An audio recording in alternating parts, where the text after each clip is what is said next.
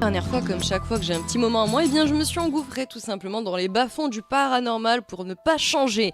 Et en vadrouillant donc de site en site, de documentaire en documentaire, pauvre vie, j'ai remarqué que les lieux dits hantés avaient toujours un point en commun, un passé chargé d'histoire, et selon les spécialistes, c'est très sérieux comme histoire. Eh bien chaque lieu aurait en fait une mémoire, on appelle ça les traces résiduelles, et ces fameuses traces résiduelles agiraient en fait comme un aimant à poltergeist. Et c'est pour ça qu'on trouve autant d'hôtels hantés. Pourquoi Parce que les hôtels hébergent un maximum d'émotions entre les lunes de miel qui tournent au vinaigre, les histoires d'infidélité, les gens en dépression, les gens accros aux drogues, les gosses qui hurlent. Eh bien, les hôtels sont de véritables éponges à émotions. Du coup, ce n'est pas étonnant que des phénomènes paranormaux y soient monnaie courante, bien au contraire. Et s'il y a bien un endroit connu de tous, c'est le Chelsea Hotel, construit entre 1883 et 1885. Le Chelsea Hotel est un peu le QG des fantômes branchés de New York. Alors si vous réservez un jour une chambre dans cet hôtel, je vous conseille d'arpenter les couloirs longuement après minuit. Peut-être que vous aurez la chance de rencontrer des spectres à ses côtés, car oui, on ne trouve pas n'importe quel fantôme au Chelsea Hotel. Le premier esprit que vous pourriez croiser, c'est le poète gallois Dylan Thomas, qui avait donc l'habitude de descendre au Chelsea Hotel lors de ses séjours à New York. En 1953, le poète décède donc au Saint-Valentin Hôpital, qui se situe donc pas très loin de l'hôtel, et il se dirait qu'après sa mort, eh bien, le poète a continué un peu à séjourner dans sa chambre préférée, la 206. Donc, si vous allez dans cet hôtel et que vous voulez découvrir la poésie galloise, c'est l'occasion ou jamais. Munissez-vous d'un recueil de Dylan Thomas et pointez-vous devant la chambre 206 du Chelsea Hotel. Et quand il n'y a pas grand monde, au risque de passer pour un fou furieux,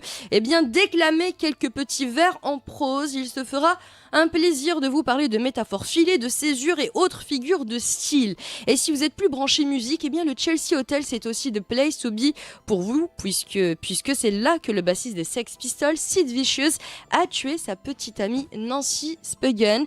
Et Sid Vicious qui est également mort lui-même d'une overdose d'héroïne juste avant le procès.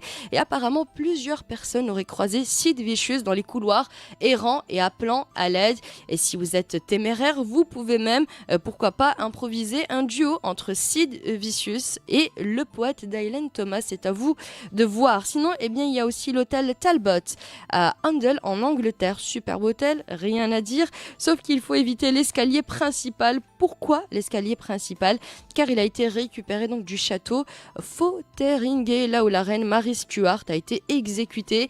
Et on ne sait pas trop ce qui se passe avec ce maudit escalier, mais apparemment le fantôme de Mary Stuart, eh bien, le descendrait inlassablement en gémissant et en hurlant de douleur. Et apparemment, elle tiendrait aussi sa tête sous son bras parce qu'elle a été décapitée. Ça, c'est pour le détail sordide. Il faut toujours ramener ses affaires en même temps. Bien sûr, elle a perdu sa tête. Bref, jeu de mots pourri. Et pour ajouter une touche dramatique à toute cette mise en scène macabre, eh bien, il se dirait que lorsqu'elle descendrait l'escalier, tout le mobilier autour, eh bien, se déplacerait. Sinon, il y a aussi l'hôtel Castello della Castelluccia, mon Dieu, quel nom.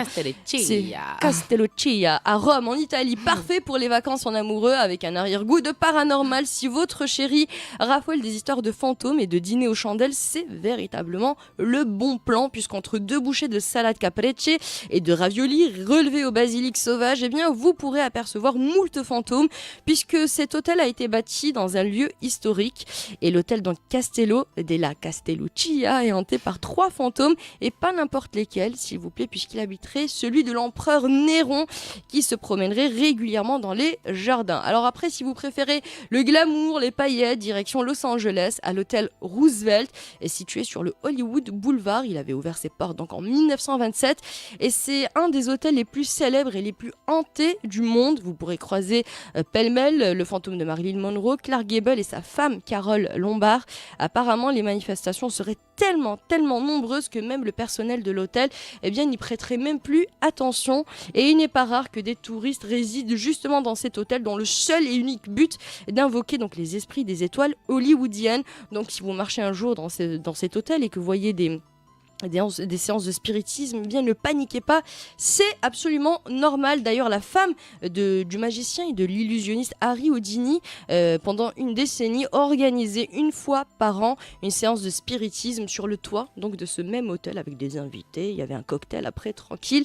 Donc c'est une chose assez normale. Et petit bonus, si vous êtes fan de Janis Joplin, il suffit d'aller au Highlands Gardens, lieu où Janis Joplin est morte donc d'une overdose d'héroïne. C'était le 4 octobre 1970. Et selon les témoins, il suffirait plutôt juste de l'appeler par son nom pour que l'on entende sa